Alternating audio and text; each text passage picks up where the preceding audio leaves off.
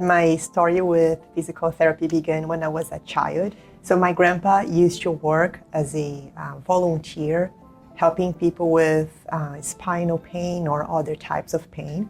So he had his normal job and also this volunteer work that was part of a course he took that was about spinal mobilization and manipulation.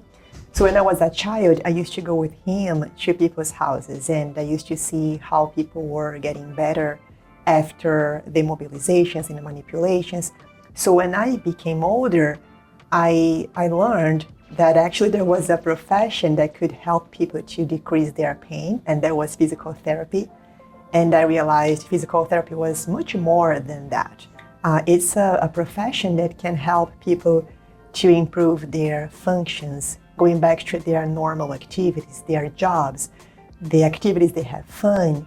And also we can, in physical therapy, prevent conditions to happen. So that's how I became interested in becoming a physical therapist, because I want to see people having relieved in their pain and also being able to return to their normal activities. So physical therapy in Brazil, it's very similar. They also have a very, I would say, huge emphasis on health promotion and prevention, because some people don't have like health insurance or access to health care.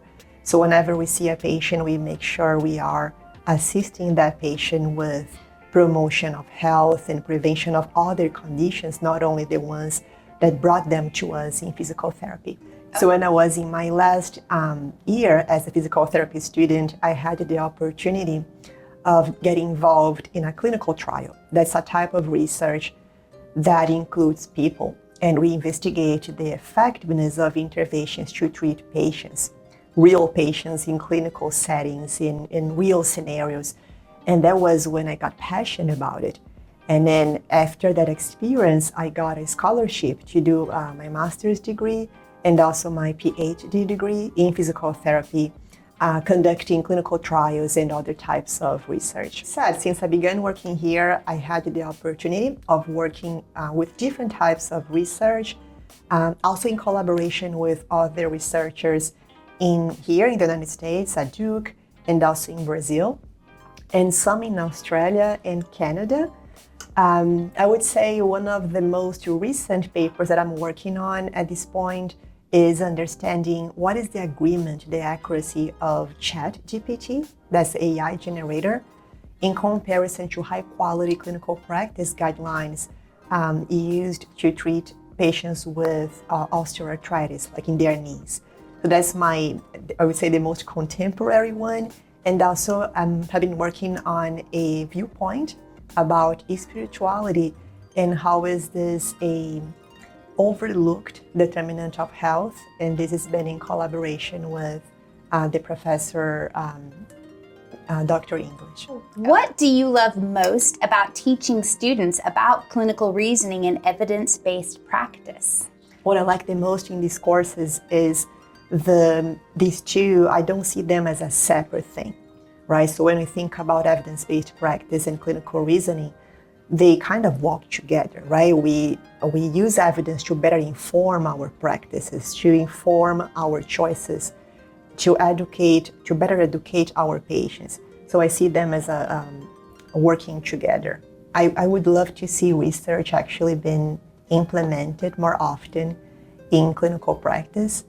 I would like to see that this gap that exists now between research and clinical practice doesn't exist, or is very minimal in 5 years.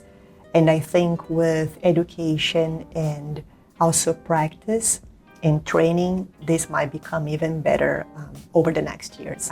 When people are thinking about applying to a program, they also need to consider who they are going to have classes with, right? So our group of faculty are experts in what they teach and what they do, and they are also lifelong learners, so they don't stop studying at all. So they're constantly taking courses and trying to become better, updating their lectures, basing their lectures on evidence to offer the best to our students, right? So I think this is also very important.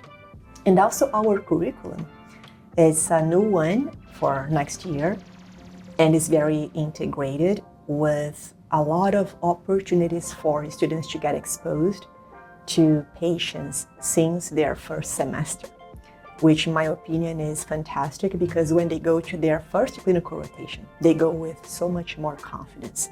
I usually say to my students that their confidence also comes with their exposure. So the more exposures they have, they might become more confident, right? So I think having these clinical experiences now since the first semester in a very integrated curriculum is going to better prepare them for their physical therapy practice. So my philosophy of life is keep moving. I mean, in all areas of your life, right? So sometimes you cannot fly and you can run. Sometimes you cannot run, but you can walk, and so on. So there are some days you are not going to do great, and that's okay. There is always a new opportunity. There is always a new day, right? And you can do it different tomorrow, right? And so that's my philosophy of life. Keep myself in movement. So in celebration of this month, keep yourself in movement also in all areas of your life.